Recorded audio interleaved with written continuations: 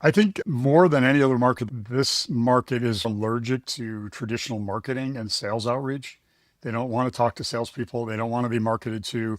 They're much more willing to and wanting to read your scientific papers and see what the evidence is in place. There are two key approaches that we took in the market that kind of changed the trajectory of the company.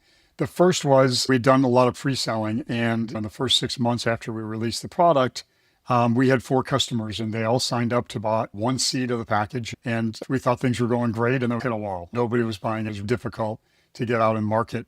So we made a critical decision at the time. And I remember telling my board, we're going to jump off this cliff and we don't know where the landing is, but we decided to go with a freemium model and make the search engine available as a free solution for the marketplace. And that was a turning point. We started seeing more users coming, using the platform, and then upgrading to the premium platform or the professional version of the product.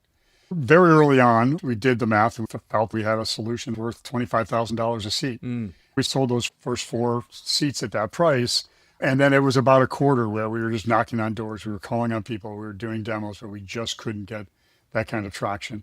And so we'd looked at a lot of different things. Eventually, we ended up lowering the price point to be what users felt was a much more reasonable price point for the solutions that we were delivering to the marketplace. And I remember one of our salespeople brought up this book called, I think it was The Magic of Free or something like that.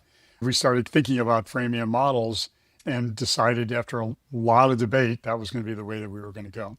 First off, it's a search engine. So you can use the tool and you can either get in-depth results with the professional version or service level results with that search that you had to do a lot more work to use it. But a lot of our users were doing Google searches for the answers they were looking at on genomics. They were doing PubMed searches.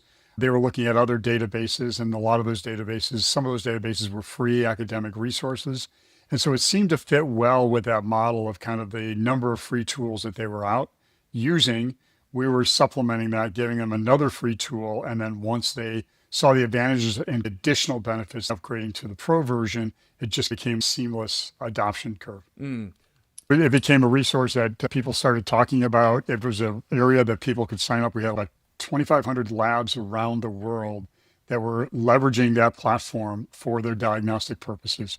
And we had 30,000, 40,000 users sign up to use that platform. And it became a worldwide tool used across about 140 countries.